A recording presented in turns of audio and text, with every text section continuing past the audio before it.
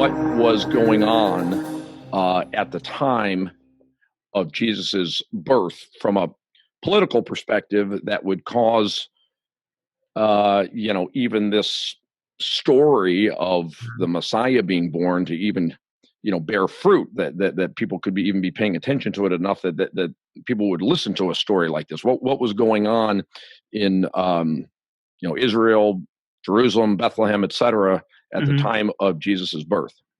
Well, for the local history, what's really critical is to take just a moment and remember the larger context, which is that Israel had been dominated by foreign powers for about 600 years at this point. First, it was the Babylonians, then it was the Persians, then it was the Greeks, and now it's the Romans, right? That they had been either a client kingdom or what's the word I want to use? But they'd been dominated by these foreign powers, right? And then in the middle of the 2nd century BC, they won their independence. The Greek Empire was on its way out. The Romans were on their way in. And in this gap, Israel broke away and became an independent nation again for about 100 years. So when you get to the early 1st century BC, roughly 75 BC, there was a civil war in Israel between two princes, okay? They were Judean royalty, so to speak. They weren't from the right tribe, so I say, so to speak, but they were two Judean princes, two brothers, and each of them wanted to be the next high priest, which is the de facto king in Israel, and each one of them allied themselves with the two superpowers in the region at that time.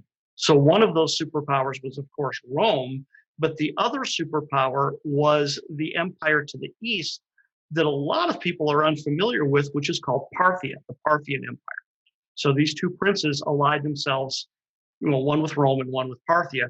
So that's actually what sets the stage. That's the macro, the international, that sets the stage for the birth of Christ. Is he's going to be the legitimate king that's going to show up on the scene in about 75 years. So, first of all, it's interesting that neither of these princes were seeking an independent Israel. You're saying that both of them felt like, in order for me to come to power, we better be aligned with somebody else. Correct. Yes. Yeah. They kind of, saw the handwriting on the wall, to use a biblical phrase, that, they'd been independent for about 100 years, but, these were the big guys on the block, Roman, Parthia, and they weren't going to be able to pull that off. So, and were these two followers of the Old Testament? Were they believers in the Old Testament? Yes, they were. Yes, they were. That's another component of the backstory. Is if you back up about 1,000 years, you get to the Davidic kingdom, right, under King David and then his son Solomon. That is when Israel was at the peak of its power. It was its largest geographically. It was at its most influential militarily and socially and politically and financially. But then, like we said, then these foreign powers came in about 400 years later, took over the Holy Land, and Israel fell under the domination of these foreign powers, right?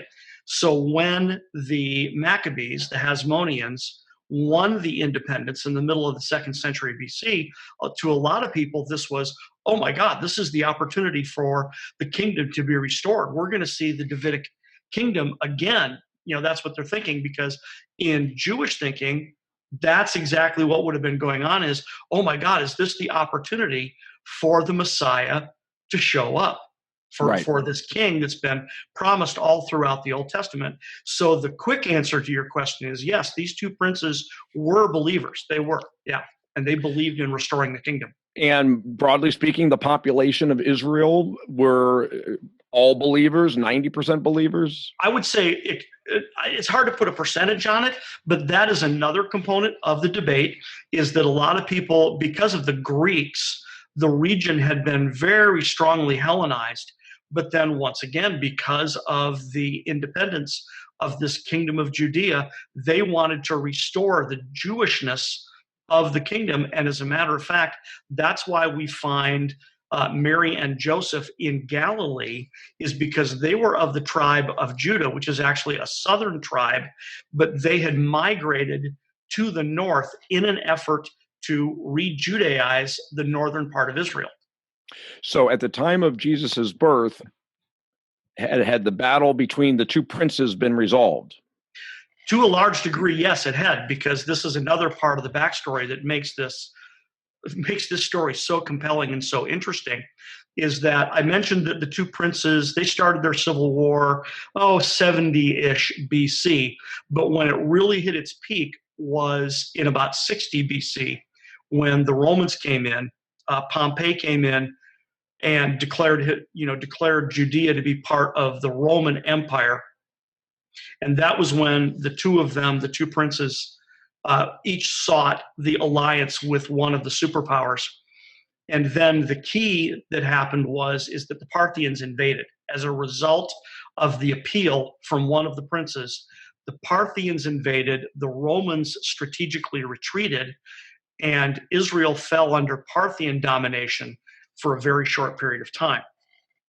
And what happened there that is critical to our story is that a critical person, Herod the Great, okay, he was very young. He was only in his late 20s at the time, but he had recently been appointed to be the governor of Galilee by the ethnarch, the ethnic prince allied with Rome. Since Rome was the power at that time, they said, okay, you can run the country under us. We'll allow you to run your country under this one prince. But then he had a very powerful court official named Antipater. Antipater had two sons, Herod and Faisal, and they appointed Herod the governor of Galilee, and they appointed Faisal the governor of Judea. So when this invasion happened, Faisal actually got killed, and Herod had to engage in a strategic retreat. He had to consider, do I stand and fight and probably lose, or do I get out of here and live to fight another day? So he retreated first to Alexandria, Egypt, because he was personal friends with the Roman general Mark Antony. So he figured he might stand a chance of finding him there because he was hanging out with Cleopatra those days. And so when he got to Alexandria, he didn't find him. Antony was back in Rome. So Cleopatra put him on a ship for Rome. He goes to Rome, where he meets with Antony. Antony introduces him to Augustus, and then the two of them convince the Roman Senate to appoint Herod the client king of Judea. And then he goes back to Jerusalem. And is there a major conflict then? How does he kick out the other prince? Exactly. That's exactly the point, is that because the Parthians had just invaded, Israel wasn't really Rome's to give. so they appointed him the king of Judea, and they gave him 11 Roman legions to go retake Judea from the Parthians. And it took him 3 years, but he did it. And I assume there's major corruption going on. Like, to be appointed the king, which would be called the king of what? Of Judea? Judea, yep. Mm-hmm. King of Judea means he's going to live a very wealthy lifestyle. His allegiance is going to be to Rome over the people themselves. Correct. Mm-hmm. Absolutely. And his was a particularly interesting case because Herod was not of Judean blood. So according to Jewish law, he can't be a legitimate king. It is simply not possible. He was actually what is known as an Edomite, or in Latin, an Idumean. His father was Idumean, and his mother was was a Nabatean, or what we would call an Arab today. So he was of mixed blood. But the Edomites had been forcibly converted to Judaism under the Maccabees.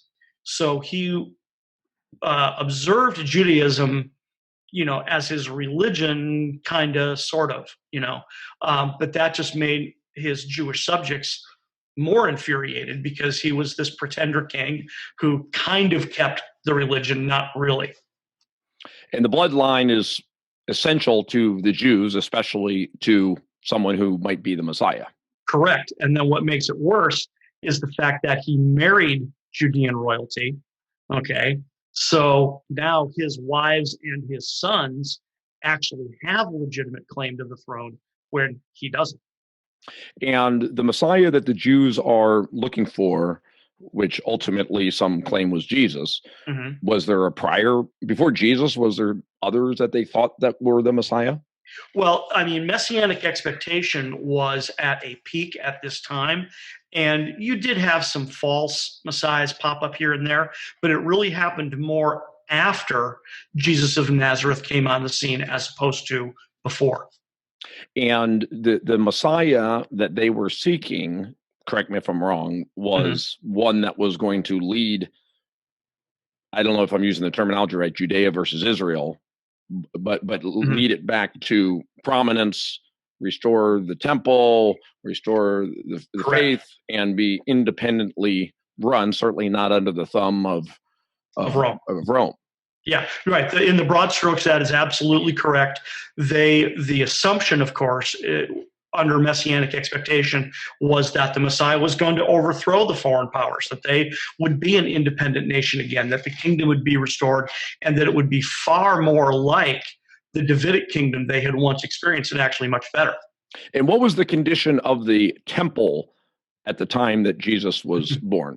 Great question, because when Solomon built the temple, that's called one of the wonders of the world. And when the Babylonians became the superpower in that region in approximately 600 BC, Nebuchadnezzar, the first king of the Chaldean Empire of the Babylonians, he had actually fought a major battle to the north, the ancient Battle of Carchemish. It was super significant battle.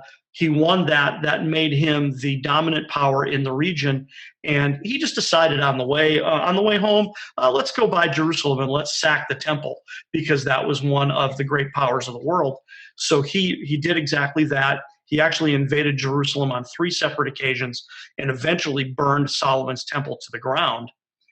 So then later on, because he took a huge portion of the Jewish population captive to Babylon, under the Persians, those captives were released. So they returned to Jerusalem and they rebuilt the temple under the leadership of a man named Zerubbabel. But then later, but that was just a pale, you know, reference to the temple of old. But under Herod was an extremely ambitious and talented builder, so he rebuilt the temple. And rebuilt it to the standards of the prior Solomon temple? Almost, yeah, almost, yes, very close. In some ways better, in some ways not as much. He did enlarge it. He made the Temple Mount bigger, and of course, he built, a Roman fortress in the middle of it all, and things like that. And when But people go and visit the wall these days, is that the original wall from Solomon's temple, or that would be Herod's temple? it's from Herod's temple. There's a lot of debate over to which it is. There's actually a lot of debate that suggests that the Wailing Wall might actually be the wall of the Antonia fortress that was built by Herod as a Roman fort. And when did was Herod's temple complete by the time Jesus was born? No, it was not. It was actually not completed until well into after Herod actually died, and well into Jesus's life. Okay, so at the time Jesus is born, we're under the rule of Romans. This a-hole King Herod. We got no temple, so we're really looking for the Messiah. Yeah, well, you have a temple; it's just under construction. Under construction, Right, and it was already pretty impressive at that point in time. I can't remember the date off the top of my head. I believe Herod started rebuilding the temple in about 15 BC, so it had been under reconstruction for about 15 years at that point in time. So it was pretty significant already. But yeah, messianic expectation was real high, and Herod was, he was a character. He was a real character, and he ran Judea for the Romans. Well, and what is the story that you hear about that King Herod was killing babies? Well, that comes later, after Jesus is born and after the wise men show up, because the wise men show up very interestingly and say, oh, by the way, where's the legitimate king? You're clearly not him. Where is the legitimate king? And Herod, like I indicated a couple of minutes ago, there were other claimants to the throne that were more legitimate than he was. So he had, and this is why my project is called God Save the King. And God Save the King is a pun. It's a play on words. Because when I say God Save the King, what king do I mean? Do I mean King Herod? Or do I mean King Jesus? Right? Because Herod undoubtedly had yes men in his court surrounding him saying, oh, great king, live forever. God save the king, right? But that's not what I'm talking about. I'm talking about God save the king, Jesus of Nazareth, the Mashiach Nagid, the king of Israel, right? So Herod had spent his entire career killing off threats to his throne, including a couple of his own wives and several of his own children. So how many babies would you say he had executed? Well, there's a lot of debate on this, and I actually think the number is pretty small because Bethlehem was kind of a backwater village in a way, in a manner of speaking. So it was not a very large village. Probably a maximum. I mean, realistically, 200 to 400 people lived there, and if you really stretch it, maybe 600, right? Maybe. So if you just do generic, calculating on what does that mean for the number of adults and the number of children and things like that, how many male children under 2 years old are there going to be in a village that small? So I'm thinking a maximum he killed was maybe between 10 and 20. So from a historical perspective, would you say it was these wise men believing that Jesus, this baby, is the Messiah, right? That really is the thing that brings attention to Jesus to begin with? In many ways, yes, because that's another component of this story that's widely misunderstood is who were these wise men? Who were they, right? And we actually have more information about them historically than we sometimes realize that we do. They started as the hereditary priesthood of a small empire called the Medes, the Median Empire. But then over time, they became the hereditary priesthood of the Babylonians and then of the Persians. And then they were dispersed for a while under the Greeks. But what they did is by this point, they had already developed a tremendous reputation for their wisdom, for their knowledge, because these were they weren't just strictly scientists, but they were scientists and they were politicians and they were advisors and tutors to royalty and things like this. So they had this really broad base of amazing knowledge. So under the Greeks, they would travel to these large centers of learning and become court officials, or the Greeks would send their best and the brightest to the East to study with the Magi. So how that affects them showing up is under the Greeks, the Greek Empire under Alexander was enormous. It stretched all the way from the Mediterranean to India. But it was so big that once Alexander died, the Greeks just couldn't control it anymore. So there was this small province on the southeast corner of the Caspian Sea called Parthia. And Parthia won their independence from the Greeks. And then they started to expand westward over that would have been in the middle of the 3rd century BC. So over the next 150 to 250 years, they expanded to the west as the Parthian Empire, and by the time you get to the birth of Christ, they are the other superpower. Like I've said a couple of times now, you've got Rome on the west, you've got Parthia on the east, and they are the two superpowers of the day. They are the United States and the Soviet Union of their day, unquestionably. But the wise men, though, were adherents to the Old Testament. I mean, they were true believers and unlikely. Now, what most likely happened here is that, like I mentioned a minute ago, they were the hereditary priesthood of the Babylonian Empire. And when Nebuchadnezzar sacked Jerusalem, he took the best and the brightest of the Judeans prisoner back to Babylon. And there's a very well-known story about a young Hebrew captive named Daniel who rose to power and was made it's called the Rab Mag. Rab means head, and Mag is a reference to the Magi. He was made Rab Mag, or the head of the Magi, the chief of all the wise men of Babylon. So that's very interesting that you have a Hebrew who is the chief of the wise men. And it's widely believed, and I believe this, that there was actually kind of like a secret society amongst the Babylonian wise men who held this secret knowledge about this Jewish Messiah. So the wise men that would have visited Jesus upon his birth, those would have been obviously true adherents to the Old Testament and believing that a Messiah is coming and this is the Messiah. Right, something along that lines. Because in other words, I believe they probably were adherents to their own religion. But like I said, I think there was this kind of secret society, this secret knowledge that was passed on from Daniel on down amongst the Magi. So there was a subgroup that was aware of this. And what helps to understand here is what the Magi's role was in their empire as a whole. They had three primary obligations because the Parthians had one of the earliest examples of essentially what would be a parliament. They had two houses. The upper house was the royalty, and then the lower house was the house of Magistanes, the Magi. And the Magi had three primary responsibilities. One, believe it or not, was to interpret dreams. They were the dream interpreters of the day, because in that day and time, if you had a dream, that was considered an omen. That was God or the gods or the universe or whatever trying to get you a message. So if you had a dream, you went to the Magi and said, I need help interpreting this dream because someone's trying to get me a message. Someone's trying to talk to me. So one of their responsibilities was dream interpretation. Another responsibility was reading the stars. Okay, so we'll get into that if we have the time.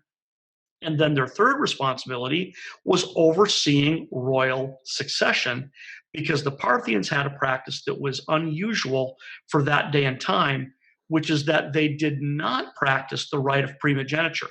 And what that is when the king would die, his eldest son did not automatically become king. It was the Magi who examined the genealogies and everything and determined who would the next king be.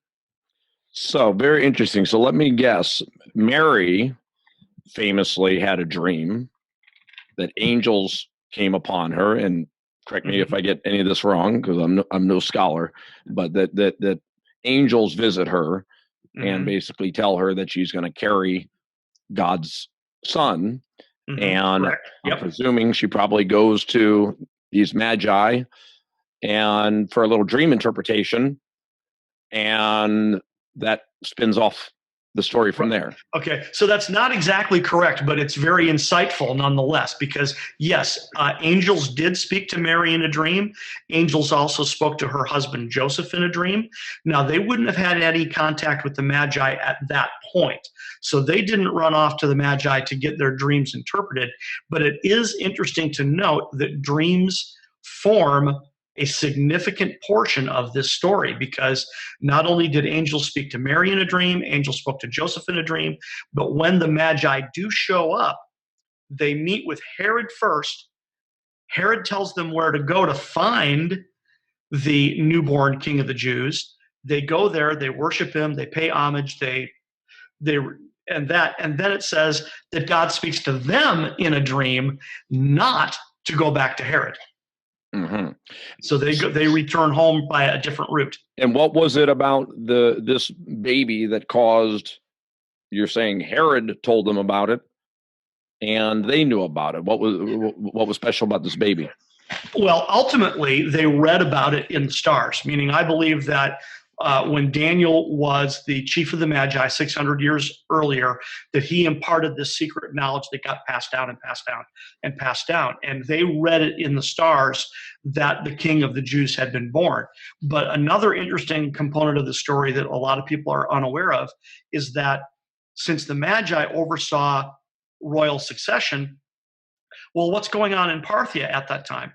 Oh, well, go figure. The king of Parthia had just died. So the Magi were in their deliberations to determine who the next king of Parthia would be. And I believe that when they examined the genealogies, they not only found the next king of Parthia, they found the next king of the Jews, and they discovered that they were the same person. And what was Herod's role in it? Because you said that Herod told them where the king had been born. Right. Well, Herod, as we mentioned earlier, was a proselyte to the Jewish religion. He practiced some of it. He didn't really practice some of it. He wasn't really super well educated in the Jewish religion. He did enough to get by. So then when the Magi show up, and remember, now this is a foreign power, right? And he had defeated the Parthians in battle 35 years earlier when, like we said, when Rome appointed Herod to be king of the Jews, they didn't have it to give. So they give him 11 Roman legions. It takes him 3 years. He drives the Parthians out of Judea and becomes the king of the Jews. And he spends the next 35 years defending his throne against any challenger.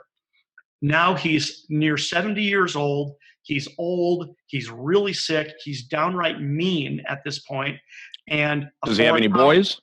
Yes, he does. He has he's got a bunch of sons. He had 10 wives, and I forget the total number of sons he had, but he'd murdered at least 3 or 4 of them by this point in time because they had a better claim to the throne, like we've said. And then the Magi show up, this foreign power who everybody knows who they are. This is not some, secret people that popped up out of nowhere. They know who the Magi are, right? But they show up at his court, and it is an official ambassadorial entourage with military escort that shows up at his court and says, by the way, where's the legitimate king? You're not him. Where's the legitimate king? So he calls the Jewish religious officials into a meeting so that he can get a couple answers that he's not exactly aware of. So he calls the Jewish leaders and says, where's the Messiah supposed to be born again? I don't recall. And they go, oh, he's in Bethlehem, right? So the Jewish leaders say that, the religious leaders. So that's how Herod knows to tell the Magi, well, go to Bethlehem. And then once you find him, then send word back to me so that I can come and worship him too, which is obviously just his ruse to find out where he is so he can kill him. Mm-hmm. And now let's talk about Mary and Joseph. Sure.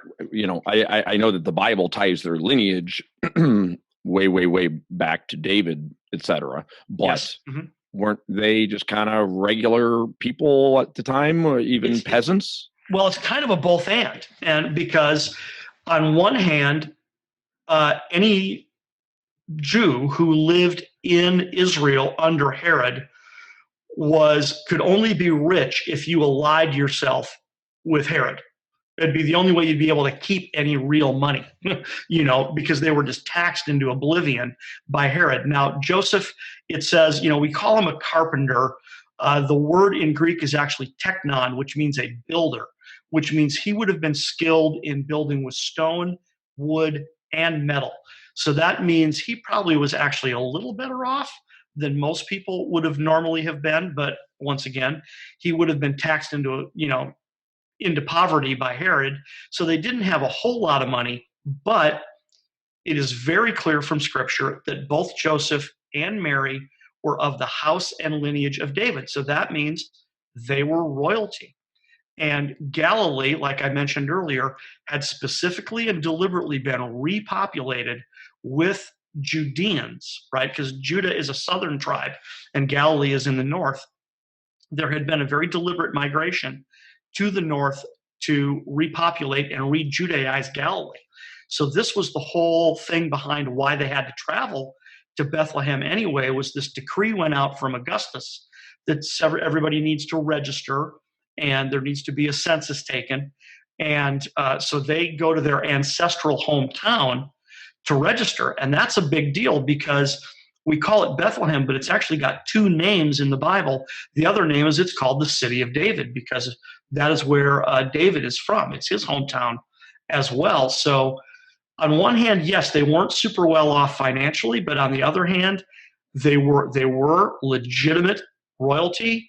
And this was a day and time when you would have had arranged marriages and their families would have been, in effect, patriots. That's the word we would use here, is they were patriots. So the likelihood that this was an arranged marriage that would keep the bloodline pure is very high.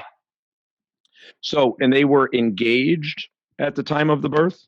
Yeah, they were betrothed, or what we would call engaged. It was different culturally than what we would understand today. It's much more serious. I mean, if you were betrothed in Bible times and then you needed to separate for whatever reason, that required a legal proceeding. You didn't just walk away. You had to actually get divorced once you were betrothed.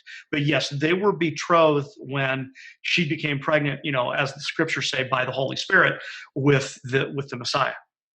And how did they feel about premarital sex in those days?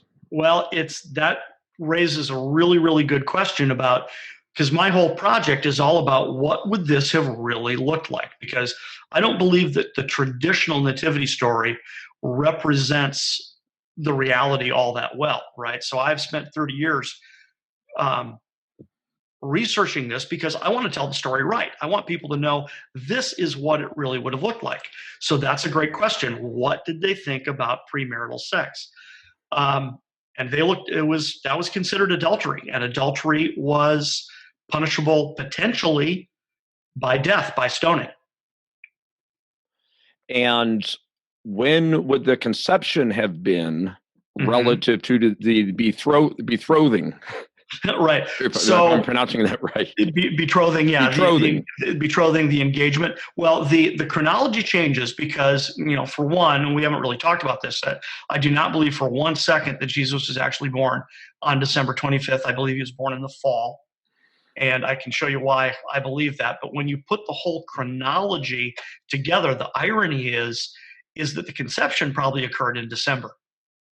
Okay. But as far as but you asked, in other words, as far as the premarital sex part, did they possibly get, let's call it engaged? Now I'm having trouble pronouncing that word, so let's use engaged. That's fine. Yeah. Would the engagement have happened before or after the conception? It was before, because it clearly says that while they were betrothed is when what's called the Annunciation or the Immaculate Conception happened. So would that be considered, but that's still considered premarital sex? Being betrothed does not give you a license to have sex. Right, but who's the father? At least right. We'll get to that part. We'll get to that part. Because, look, right. An obvious skeptic is going to say, exactly. Oh my gosh, they had premarital sex. She got pregnant. She's going to be stoned to death, put in jail, cast away, whatever would have happened. In fact, I'm going to ask you that question. What would happen to a person in that circumstance? So she makes up the story. Right. So that's the obvious skeptic. Sure. Yeah. I didn't have sex. The skeptical point of view would be, yes, well, you make up the story, right? Okay. You make up some grand story, but it's actually really interesting because this is another part of, my project. Like I said, trying to tell the story accurately.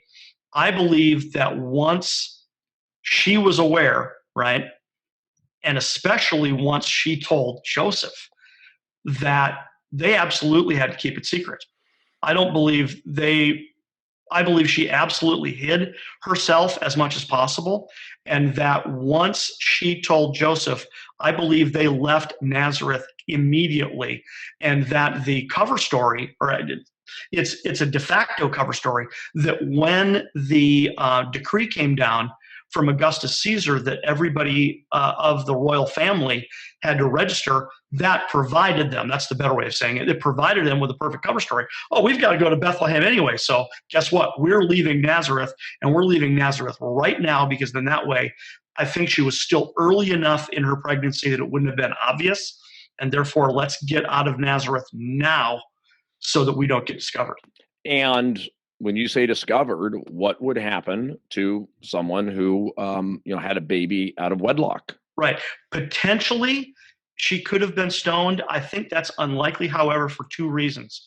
Number one, even though there are a significant number of death penalty offenses in the Old Testament, they weren't always practiced. I mean, people weren't always put to death for them, and certainly for something as interesting as adultery, having sex out of wedlock or okay, what's the punishment level just below death? Right. Well, that would have been ostracization for sure, and that is what they would have risked, is because there is a very interesting verse in Deuteronomy that says, It's what's known as the bastard curse, okay? And it says that a bastard or an illegitimate child, see, because that's the thing. If she's discovered, then clearly her child is quote unquote illegitimate, right? Okay, so this verse in Deuteronomy says that an illegitimate child cannot inherit in Israel for 10 generations, which would have meant it would have disqualified Jesus from being the Messiah if they were So she discovered. obviously makes up this story about the Holy Spirit and the virgin birth. Right. Well, once again, okay, coming at it from a skeptical point of view, yeah, she makes up a story. Now, I'm not a skeptic, so I don't believe that, and I don't agree with that because I believe what the Scripture says about this. I believe that that story is legitimate, that she was overcome by the Holy Spirit and impregnated divinely or immaculately, and then bore the Messiah as quote unquote the Son of God. Let me ask you a quick question about that, because I think this is a Catholic thing only, but the Immaculate Conception, a lot of people have this wrong. In Catholic faith, the Immaculate Conception is Mary's birth. That she had a virgin birth, right? Yeah, because that's what made her pure to then carry God's Son. Right. Yeah. The whole traditional story about Mary is that her parents, which comes from apocryphal literature, her parents were named Anna and I forget his name, but her mother's name was supposedly Anna. It comes from apocryphal literature that they were barren and that they prayed to God and that God granted them this, frankly, this kind of immaculate conception kind of thing. It's not precisely clear, but yes, that produced Mary, and that therefore Mary was like extra pure from birth. But it's actually a both and. If you believe that source, which I do not, okay, for other reasons, but if you believe that source, then yes, they claim that Mary is extra pure, and that yes, that is the Immaculate Conception. But now you have a second Immaculate Conception in that she was impregnated by the Holy Spirit. So here's a good historical question for you. Was this a story that was going around at the time, virgin births, and perhaps even as a way of not being ostracized / stoned to death, that people would allege it was a virgin birth? Right. To be blunt, I'm going to answer that question honestly. I don't really know if that kind of story was going around historically at that time. I'm not really sure. Okay, so then what connects them to the wise men? Because it seems like that's the next important part of the story, that she might be telling people it's a virgin birth, but bottom line, there was some people who believed it and gave special significance to this child. Right. Well, the interesting thing here is that the importance of, so bear with me for a second as I work this out. So she and Joseph get betrothed. Then she's overcome by the Holy Spirit, becomes pregnant. She tells Joseph. She and Joseph complete their marriage. Now, that's a whole story unto itself about the fact that a Jewish marriage had two main components, the betrothal and then the nuptials, when they actually came together sexually and officially became married, right? So I believe they were betrothed. She became pregnant. They finalized the wedding. Mary tells Joseph, and the two of them decide, well, we've got to get out of here no matter what. Now, and so they do. Like I said, the registration becomes a very convenient cover story. So they leave Nazareth. They go to Bethlehem, where no one knows them, quote unquote. It's their ancestral hometown, but we don't know whether they did or did not have like direct relatives there, or whether it was extended family, most likely. But no one there knows. And now that they are officially married, Joseph can adopt the child as his own, so that once he's born, no one's really going to know the difference at that point. Okay. And then how do they get connected to the Magi? Sure. So, the Magi just kind of show up out of nowhere, in a manner of speaking, because they go to Bethlehem. And now, very important, because chronologically, this is something else a lot of people are unaware of. The shepherds found a baby in a manger. In other words, they showed up on the night Jesus was born. The Magi found a young child living in a house about 15 months later. So they were not there at the same time. So, and I believe that Mary and Joseph remained in Bethlehem that entire time, that they traveled to Bethlehem, that she gave birth.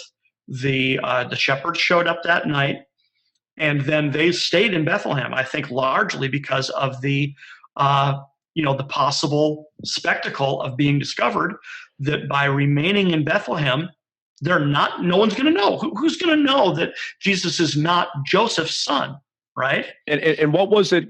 Because you said Herod sent the Magi to Bethlehem, right? And that was when Jesus was already now about 15 months, you're saying? Correct, yes. Mm-hmm. And what was Herod basing? Was this just a total ruse and just sending them on this crazy mission, or was there something going on circling at the time that there had been talk that someone special had been born?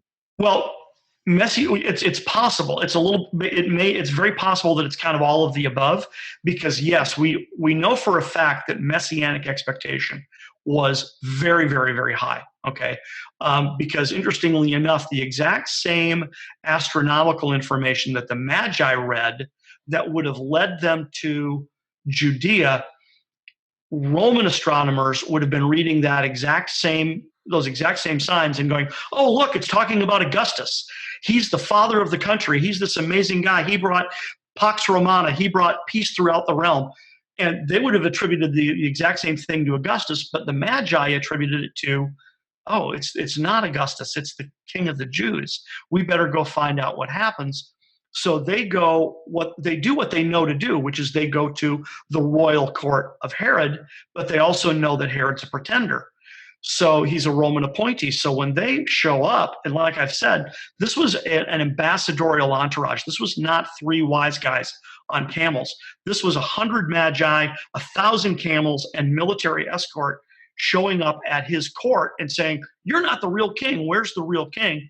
So it says in the Bible that Herod and all Jerusalem was greatly troubled. He freaked out when these guys showed up. So I do believe that it mostly was a ruse. It was, wait a second, because he was a very shrewd political operator. So he would have just kind of backed off and said, okay, well, I'm going to find out where this baby is and then send in my black ops team and quick and quiet take him out. And then would he at some point have ever felt threatened by this baby child king of the Jews? Absolutely, because that would have meant massive insurrection. So would he have tried to have this child killed? Absolutely. And do we think that happened? Well, he didn't succeed, because that's where the story takes up and says that, an angel communicated to Joseph again and said, take the young child and his mother and flee into Egypt. So they left. They got up and got out of town. And where in Egypt did they go? Best guess is going to be, the Nile Valley. Probably very similar to, if not exactly, where the Jews lived in large numbers when they were captive in Egypt, which would be the land called Goshen, which is in the eastern Nile Valley.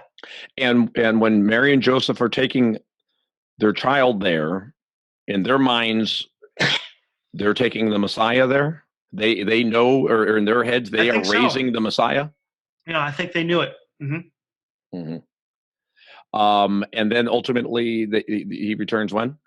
Pardon me, I got something caught in my throat here. Say that again. And then how old is Jesus when they return? Hard to say. We don't know exactly how long they were in Egypt. I think it was a matter of no more than about 6 months to a year, although the traditional version of the story suggests it was longer. The traditional version suggests, traditional version suggests they were there for maybe 3 years. I think it's more likely 6 months to a year before they came back, because in the story, in the Bible, it says that when they came back, they realized that Herod's son was ruling in Judea in his place, and that's why, because I think they planned on going back to Judea, But when they discovered that Herod's son was ruling in his place, that's when they said, well, let's go back to Nazareth. And is there any, because you've done an amazing historical analysis of all of this.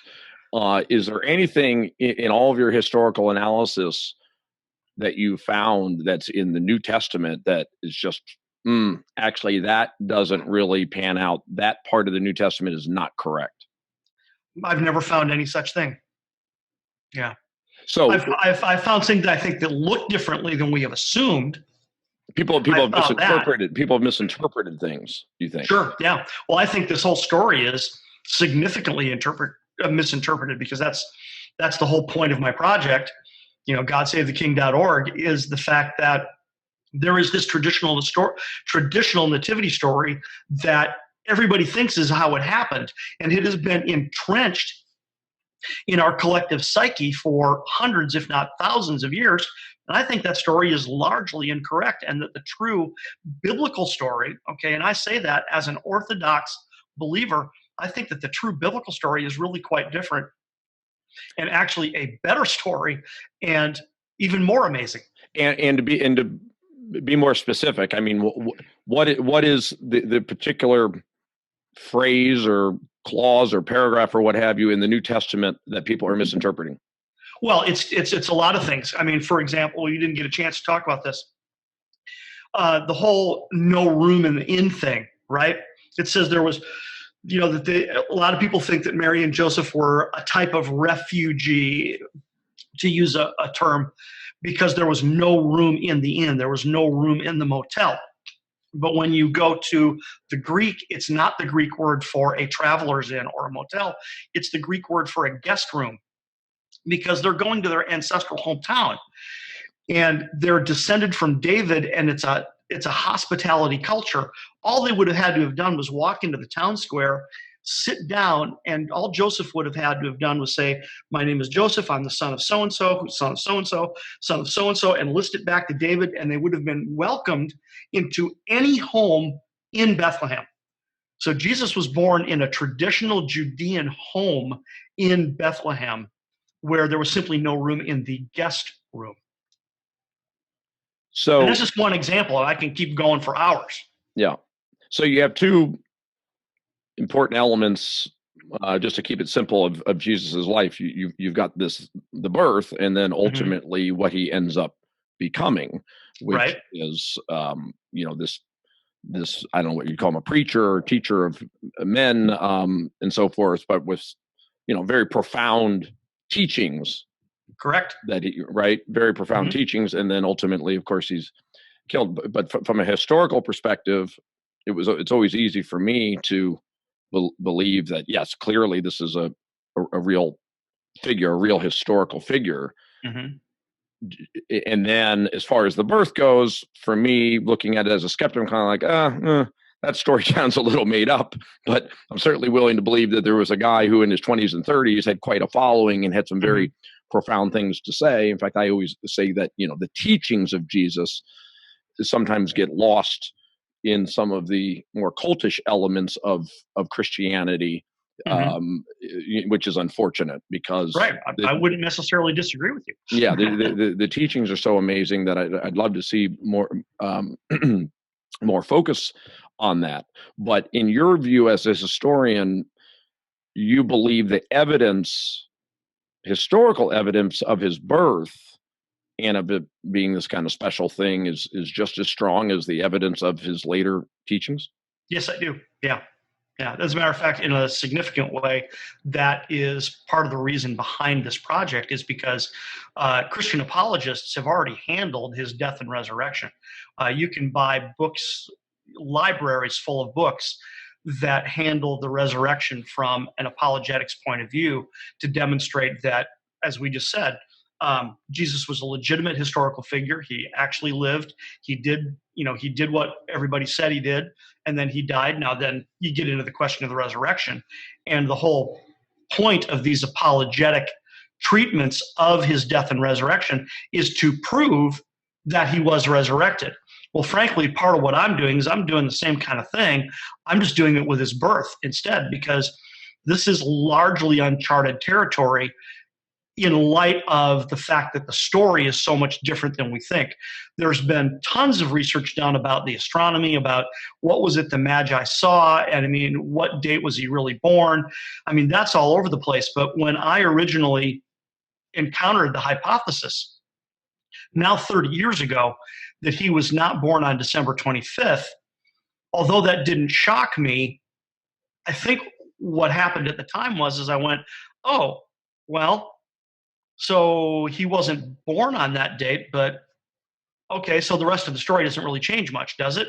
And then over 30 years of research, it just took me totally by surprise and went, oh no, that changes everything. It just changes absolutely everything. The story just doesn't look like we thought at all. And remind me this, as far as any prophecies in the Old Testament that there would be a Messiah that would come, was it understood that the Messiah was the Son of God? Well, that's a very good question, because when you talk about all the prophetic elements in the Old Testament about when Jesus would come, one of the key components is that, you know, a lot of the Jews, quote unquote, did not recognize their own Messiah, right? We understand that as Christians, as believers. It's like, okay, well, I recognize he's the Messiah, but how come the Jews missed it, right? Well, Jews, to be clear, Jews to this day. Right, and Jews to this day. Right, exactly. But if you read the Gospels, you know, you read all the Gospel records, Matthew, Mark, Luke, John, and you read all those records, it's filled with the Jews going, yeah, you're not him, right? A big part of that is because how he is described in the prophecies in the Old Testament is he's described two different ways. On one hand, he is described as this warrior king who is going to destroy his enemies, right? But on the other hand, he's also portrayed as the suffering servant, okay? So if the expectation, and I understand this from personal experience, if you're expecting a certain thing and then something else shows up, that can really throw you for a loop that you don't here you have this, and you just got blinders on because of your specific expectations, you know. So the question was he prophesied to be the Son of God? And the answer is yes, but that falls mostly under that category of the suffering servant angle, whereas the Jews were really looking for this warrior king. Mm-hmm. And what about virgin birth? Was that part of any prophecy? It's subject to debate. I believe that it's in Isaiah, that it's really pretty clear that it's prophesied to be a virgin birth, you know, in Isaiah. Yes. And the Jews would say the mere fact that Jesus failed in returning Israel to its greatness and so on, it's a circular argument a bit, but that inherently tells you that this was not the Messiah. Right. Well, it is a circular argument because you have to define failure, right? You know, because he died, but then if you believe in the resurrection, so does that make his death a defeat or a victory? You know? Right. But for Jews, victory meant restoring Israel to its prior glory, and certainly not being under the being subjects of Rome. Right, which certainly did not happen at that time. Yep. Yeah. Right. So how do you reconcile that? It's called the second coming. Because those prophecies, because those are legitimate prophecies. When you consider all the prophecies in the Old Covenant about the Mashiach Nagid, the Messiah, the King, right? He is described both ways, not one or the other, both, right? It's just that when he showed up at his first coming, he showed up as the suffering servant when what the Jews expected was the warrior king. The whole issue of the second coming, from a Christian perspective, is that when he returns the second time, it is as the warrior king. And so ultimately I said that we would get there, which is, you know, what causes you to believe that he's truly the Messiah, or more importantly, the Son of God, and was resurrected, and all those things. You know, again, a historical figure, yes, great philosopher and brilliant teachings and things to live by. But what is it that causes you to go the extra step and Right. say that this is the Son of God? Well, the extra step is a combination of being scriptural and experiential, right? There's a story in the Gospels where Jesus asks his followers, "Who do you say that I am?" In other words, when people ask you who I am, what do you say, right? Or what I actually, let me rephrase that. He says, "Who do the people say that I am?" He says that first. Who do the people say I am? So some people say, well, you're Moses. Some people say you're like Moses. Some say you're a prophet. And then Jesus repeats the question and he says, okay, so who do you say that I am? And the apostle Peter pipes up and he says, thou art the Christ, the Son of the living God. And Jesus responds by saying, well done, well said, Simon Bar-Jonah, Simon son of Jonah. For flesh and blood has not revealed this to you, but my Father who is in heaven. So, in other words, Peter's recognition of Jesus as the Messiah was experiential. It wasn't simply because he met him in the flesh, which you would think that would be amazing. Oh my God, I met him in the flesh. I've got to be convinced, right? And yet this is the same Peter who denied him at his resurrection. But it was the revelation experience being revealed to him by God in heaven that said, this is my son. And for me, it's the same. So it's a combination of the fact that I've studied the scriptures for 30 years. I am overwhelmed by the truth that I've discovered, but then that has been combined with the revelation experience of God speaking to me himself. Thank you again to Tim Keyes.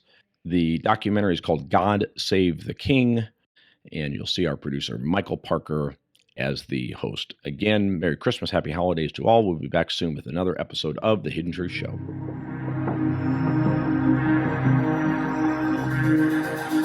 Thank you for listening to The Hidden Truth Show with Jim Breslow. You can find us at hiddentruthshow.com. Follow us on Facebook, Twitter, and Instagram at Hidden Truth Show. Join us again next week for another episode of Hidden Truth Show with Jim Breslow.